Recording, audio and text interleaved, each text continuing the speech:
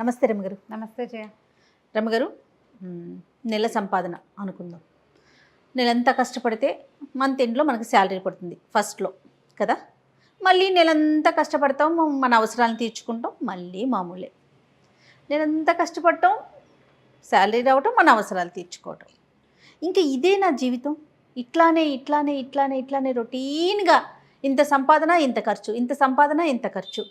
కొంచెం ఎక్కువ వెళ్తే అప్పులు పాలవటం, ఆ ఖర్చును తగ్గించుకునే ప్రయత్నం చేస్తూ ఉండటం.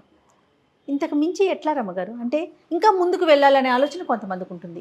ఎలాగైనా వెళ్తాను అంటే జీవితం అనుభవించడం ఎలా అంటావా? జీవితాన్ని ఎట్లా ఎంజాయ్ చేయాలి? ఇంక ఇదే రొటీన్ అయిపోట్లా కాదా? పొద్దున్న జీవులు అంతే, వేతన జీవులు అందరి పరిస్థితి ఇదే కదా జయ. ఎవరైనా లెగ్సామా, రెడీ అయ్యామా, ఆఫీస్కి వచ్చామా, వర్క్ చూసుకున్నామా, ఇంటికి వెళ్ళామా, తిన్నామా, పడుకున్నామా, మళ్ళీ లెగ్సామా, రొటీన్. మంత్ ఎండ్ వరకు వెయిట్ చేస్తామా, శాలరీ వచ్చిందా, మళ్ళీ నెలంతా కష్టపడాలి. నువ్వు పెద్దగా ఇందులో పొదుపు చేయగలిగేది అది కూడా ఏముండదు. అవునవును, అంటే ప్యాకేజీని బట్టి ఉంటుంది అనుకోండి. ఆఫ్ కోర్స్ మరీ లేదు అని అనుకోవటానికి కూడా లేదు. ఇవాళ రేపు శాలరీస్ కూడా హైలోనే ఉంటున్నాయి, దానికి తగినట్టు ఖర్చులు కూడా ఎక్కువే ఉంటున్నాయి. దాంతోపాటు ఈ రొటీన్ వల్ల మనం జీవితాన్ని ఆస్వాదించలేకపోతున్నామేమో. అంటే మనం ఎట్లా ప్లానింగ్లో ఉండాలి కదా జయ. జీవితం ఆస్వాదన అంటే ఈ రోజంతా పని చేస్తావు. నువ్వు చెప్పు, నువ్వు పొద్దున్న లేచేస్తావు, నువ్వు ఆఫీస్లో నవ్వవు, పూర్తిగా ఎంజాయ్ చేస్తాం మేమైతే కదా. ఫీల్డ్లో ఉన్న వాళ్ళు ప్రతి ఒక్కరికి అర్థమవుతుందండి. ఏదో ఆన్ స్క్రీన్ కూర్చున్న కాసేపే తప్ప నిజంగా చాలా సంతోషంగా పనిచేసేది ఏదైనా ఉంది అంటే మీడియా ఫీల్డ్ రమ్మగారు. 100% కదా. నీ సంగతి కాదు, ఆఫీస్ వర్కులు ఉంటారు, వాళ్ళైనా ఎవరితోటైనా మాట్లాడకుండా, ఓ టీయో కాఫీయో తాకుండా, ఏమీ చేయకుండా మెషిన్లలాగా ఎవ్వరూ పనిచేయరు, చెయ్యొద్దు కూడా. అవును, పక్కన అక్కడ మాట్లాడతాము, ఏదో చేస్తాము, మధ్యలో ఎవరైనా కాల్ చేస్తారు, రేపటికి ఆలోచన చేస్తాము, మధ్యాహ్నం లంచ్ ఎవరికి కూర్చుంటాము, కబుర్లు చెప్పుకుంటాము, ఒకళ్ళతో ఒకళ్ళు పంచుకుని తింటాము. నువ్వు మెషిన్ లాగా ఉండి దానికి బాధ్యత ఎవరినో తీసుకోమనకూడదు. నిన్ను నువ్వు ఎంగేజ్ చేసుకో సరదాగా. జీవితంలో చిన్న చిన్న ఆనందాలు తీసుకో. అందమైన జీవితం పుస్తకం కథ చెప్పాం మనం, దాన్ని చదవండి. జీవితాన్ని చిన్న స్కేల్లో కూడా ఎలా సంతోషంగా ఉండొచ్చు. పొద్దున్నే వెళ్ళేటప్పుడు చక్కగా ప్రశాంతంగా భార్యను విసుకుంటూ, పిల్లల్ని కసురుకుంటూ కాకుండా చక్కగా చిన్నపిల్లాడు ఉంటే వాడిని ముద్దు చేసుకుని వాడితో కాసేపు ఆడుకుని, ఆమెకి ఏదైనా ఇంట్లో పనిచేసి, ఆడవాళ్ళు అయితే మగవాళ్ళతో కాసేపు కబుర్లు చెప్పి, కలిసి కాస్త ఒక కప్పు కాఫీ తాగి ఇద్దరు 5 నిమిషాలు మాట్లాడుకుని వాళ్ళ ప్లాన్ ఆఫ్ యాక్షన్ ఏమిటని చెప్పుకుని జీవితాన్ని ఎంజాయ్ చేయలే? నువ్వు చేసావా? ఖచ్చితంగా అయిందా? ఆఫీస్కి వెళ్తావు, వెళ్ళిన తర్వాత కూడా వర్క్ని సంతోషంగా తీసుకో. ఇదే నా జీవితం. అది ఎప్పుడు వస్తుందో తెలుసా రమ్మగారు? దాని మీద ఇష్టం ఉండాలండి. మనం చేసే పని మీద కనుక మనకి ప్రేమ ఉందంటే ఖచ్చితంగా ఎంజాయ్ చేస్తాం రమ్మగారు. ముందు ఒకవేళ లేదు నీకు, కానీ అదే నీ జీవితం, అదే అలవర్చుకోవాల్సిందే. అలవర్చుకోవాలి ఖచ్చితంగా. నెల తిరిగేసరికి నీకు ఒక ముద్ద అన్నం, నీ ఇంట్లో కావాల్సిన వస్తువులు, నీ నెల జీవితపు ప్రమాణానికి సరిపడా డబ్బిచ్చేదాన్ని నువ్వు ప్రేమించక ఏం చేస్తావో చెప్పు నాకు. ఖచ్చితంగా ఇష్టమేమిటి, అయిష్టం ఏమిటి? అదే కదా బోడిష్టం. అంతే. నీ ఇష్టాలేమిటి? దానివల్ల నీ జీవిక, నీ ఇల్లు, నీ వాకిలి, నీ సంసారం నువ్వు నడుస్తున్నప్పుడు నువ్వు తప్పకుండా దాన్ని ప్రేమించి తీరాలి. ఒక్క మాట అండి, కొంతమందిని చూశాను రమ్మగారు, ఉసూరు మియ్యాల్లాగా పనిచేస్తారండి. నెల వచ్చేసరికి చక్కగా జీతం కావాలి, రోజు పనికొస్తావు, ఎక్కడ ఇంట్రెస్ట్ ఉండదండి. ఇది నచ్చలేదు, ఇది బాగోలేదు, కానీ తప్పక నా కర్మ, నేనేం చేయను, ఇక్కడే ఉండాల్సి వస్తుంది. ఈ పని కాక ఇంకేదో ఊహించుకుంటారు, ఇంకేదో కంపెనీ, ఇంకేదో చేసేదాన్ని ఏడవలేకపోతారు. నువ్వు కమిటెడ్గా పనిచేస్తే నీకు కావాల్సింది ప్రకృతి దానంతట అదే 100% రమ్మగారు. ఇంకొకసారి చెప్పండి. కమిటెడ్గా మనం ఏ పనైనా సరే చేస్తే నీకు కావాల్సింది, రావాల్సింది అన్నీ ఇస్తుంది ప్రకృతి. ప్రపంచం నిన్ను చూస్తూ ఉంటుంది. నువ్వు దాని నుంచి వచ్చే అన్ని ప్రివిలేజెస్ తీసుకుంటావు, దాని మీద ఇష్టం నీకు. అది చాలా తప్పు. అవునండి, ఇది మనుషులకు కూడా వర్తిస్తుంది జయ. అవును రమ్మగారు. భార్యల దగ్గర నుంచి అన్ని సర్వీసులు తీసుకుంటారు, వాళ్ళకి ఇవ్వవలసిన ఏ కేరు ఇవ్వరు, ప్రేమను చూపించరు. తప్పు. నీకు కావాల్సిన రోజున నీకు లభించదు. అది భార్యలు కూడా అంతే. మగవాళ్ళ దగ్గర సంపాదనలు అన్నిటినీ ఎంజాయ్ చేస్తారు. వాళ్ళ డబ్బు, వాళ్ళ సంపాదన, వాళ్ళు ఇచ్చే అన్ని రకాల ఫెసిలిటీ తీసుకుని ఆ మనిషిని అయిష్టం, వాళ్ళని ప్రేమించరు, వాళ్ళతో కమిటెడ్గా ఉండరు. తప్పు కదా. అవును కదా. మనుషులు చేయకూడని పని మనం అది చేస్తున్నామంటే మనం ఏమిటో మనమే చూసుకోవాలి. కమిట్మెంట్ అనేది ఎప్పుడు కూడా నిన్ను సంతోషపెట్టే విషయం. నువ్వు జీవితాన్ని అనుభవించడం అంటే కమిటెడ్గా ఉండటం. కమిట్మెంట్ లేకపోతే నీకు జీవితం అనుభవంలోకే రాదు. నువ్వు గాల్లో ఈ నీళ్ళలో కాగితం పడవలాగా కొట్టుకుపోతావు. కొట్టుకుపోవాలా, నిలబడాలా జయ? ఖచ్చితంగా స్ట్రాంగ్గా నిలబడాలండి. నిలబడాలంటే నువ్వు కమిటెడ్గా ఉండాలి. మొదట అది ఆలోచించుకోవాలి. అది మనం చేసే ప్రతి చోట, అంటే ప్రతి చోట. మన నిత్య జీవితంలో ప్రతి విధానంలోనూ ఉండాలి. ఉండాలి. అక్కడి నుంచి విసుకులు, కసుకులు, చిరాకులు, పరాకులు, చీదర, లేకపోతే స్ట్రెస్ వీటితోటి చేయొద్దు. వాటిని తగ్గించుకోండి. వాటిని మేనేజ్ చేయడానికి మీ జీవితానికి మీతో పాటు ఆలంబనగా ఇంకా గుంపు ఉంది కదా. అవునవును. ఒక మనిషి సంఘజీవి కదమ్మా. అవునండి. పెద్ద సమూహం కదా, మనకి చిన్నదే మన సమాజం ఉంటుందా. నువ్వు ఒక చోట వర్క్ ప్లేస్లోకి వెళ్తే అక్కడ ఉన్నది ఒక సమాజం, నీతో ఉండేవాళ్ళు. అవును. నువ్వు ఇంటికి వస్తే ఇక్కడ ఉన్నది ఇది ఇంకో సమాజం. నీ జనరల్ థింగ్స్ ఉంటాయి. నీ తాలూకు చుట్టాలు, పక్కాలు, నీ మంచి కోరుకునే వాళ్ళు, స్నేహితులు, శ్రేయోభిలాషులు, పక్కింటి వాళ్ళు, వెనకింటి వాళ్ళు కనపడితే గుడ్ మార్నింగ్ అనేవాళ్ళు, హాయ్ అనేవాళ్ళు. వాళ్ళు చాలరా మనకి. వాళ్ళతో హాయ్ అను, సంతోషంగా నిష్కపటంగా మాట్లాడు. అదే నీ జీవితానుభవం. నువ్వు జీవితాన్ని అనుభవించడం అంటే ఏమిటి? తాగి తందనాలు ఆడడం కాదు కదా. అదే కదా. సంతోషంగా ఉండటం. ఎవరైనా వెళ్తూ హాయ్ అంటే నీకు ఎట్లాంటి సంతోషం వస్తుంది? వస్తుందా, రాదా? ఖచ్చితంగా ఫేస్ చేస్తాం కదా రమ్మగారు. కదా.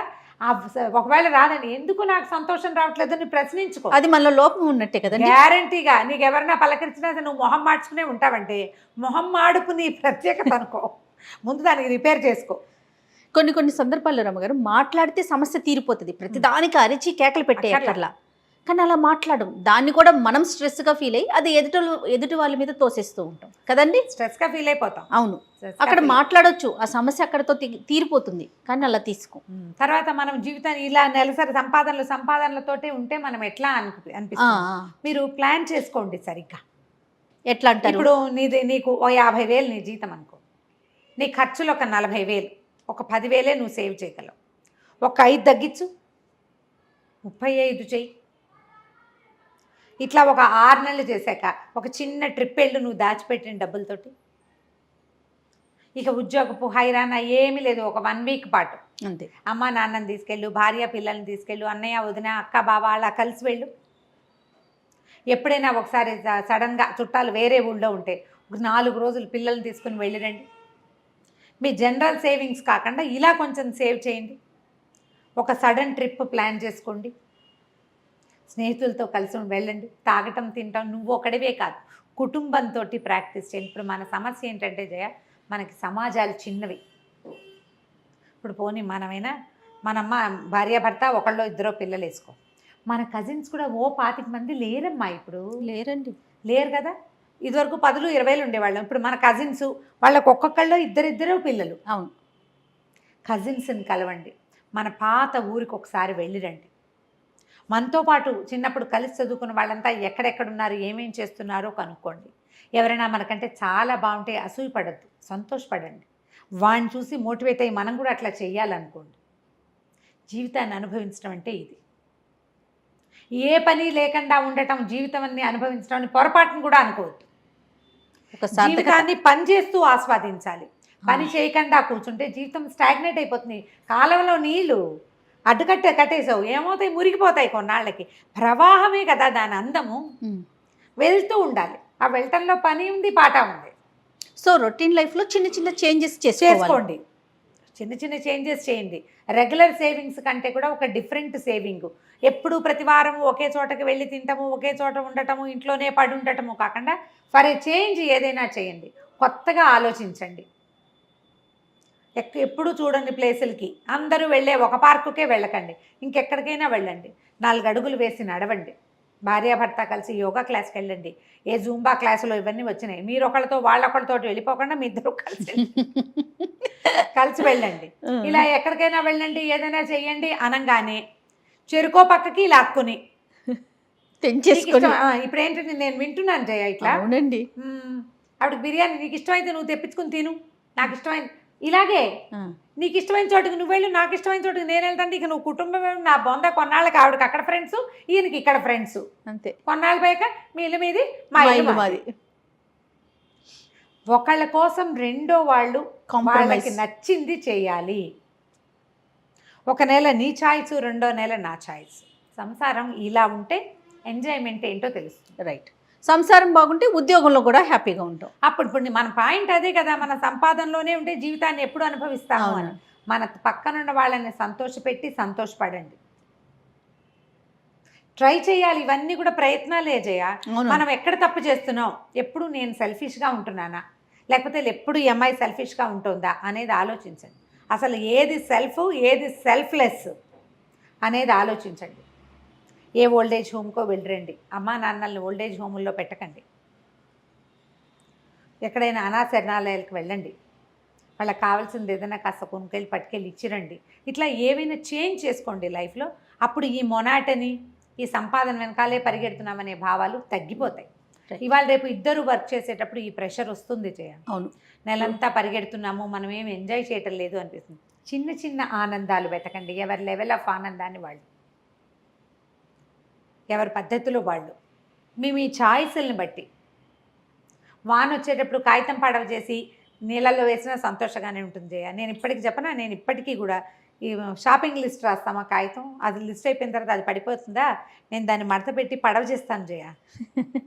తోచకపోతే చేసే పనులు, ఏదో ముగ్గేస్తాను, పెద్ద వాకిట్లో ముగ్గులు గిగ్గులు నేనేం వేయను, మా సత్యవత వేసుకుంటుంది. ఏదో ఒక దాని మీద ఏదో గీస్తూ ఉండటం. కాగితం పడవలు ఎన్ని పడవలు ఉంటాయో మా ఇంట్లో. ఇంకేం పెద్దవి రావు నాకు, కత్తి పడవ మామూలు పడవ రెండే వచ్చు. మీకు అలా నచ్చిన ఏదైనా ఒక పని ఉంటే, అవి సంగీతం కావచ్చు, డ్యాన్స్ కావచ్చు, చిత్రలేఖనం కావచ్చు, బొట్లు అల్లటం, పూసలు అల్లటం, ఆర్నమెంట్స్ చేసుకోవటం, శారీస్కి ఏదైనా చేయటం, ఎంబ్రాయిడరీ చేయటం, చిన్న చిన్న వర్కులు చేయటం, మీ స్ట్రెస్ అందులో రిలీవ్ అవుతుందేమో చూడండి. ఆడ మగ కూడా. మట్టితో పాటరీ చేయటం, పాత్రలు చేసుకోవటము, షాపింగ్ చేయటము, విండో షాపింగ్ చేయటము. ఇది వరకు నాకు అది స్ట్రెస్ బస్టర్గా ఉండేది. ఈ కరోనా తర్వాత షాపింగ్లు ఎత్తేసాం. పైగా నేను ఫేమస్ అయ్యేసరికి ఎక్కడికి వెళ్ళినా ఎవరో ఒకళ్ళని పలకరింపులతోటే సరిపోతుంది, నాకు ఏమి చూడలేని చావలేను. అందుకని పై రాష్ట్రాలకు వెళ్ళినప్పుడే షాపింగ్ అని మానేసుకున్న షాపింగ్. మరి ఏం చేస్తాం, అదే చిన్న చిన్నవి చెయ్యండి. చక్కగా మార్కెట్కి వెళ్ళి ఫ్రెష్ కూరలు తెచ్చుకుని వంట చేసుకోవటం. వంట చేయొచ్చు స్ట్రెస్ తగ్గడానికి. భార్య భర్త ఇద్దరు కలిసి వంట చేయండి. ఓసారి నువ్వు, ఓసారి నేను, పొద్దు నువ్వు, సాయంత్రం నేను లాంటివి పెట్టుకోండి. జీవితాన్ని అనుభవించడం అంటే ఏమిటో మీకు అర్థమవుతుంది. తప్పకుండా రమ్మగారు, చాలా పాయింట్స్ చెప్పారు. నమస్తే అండి. నమస్తే.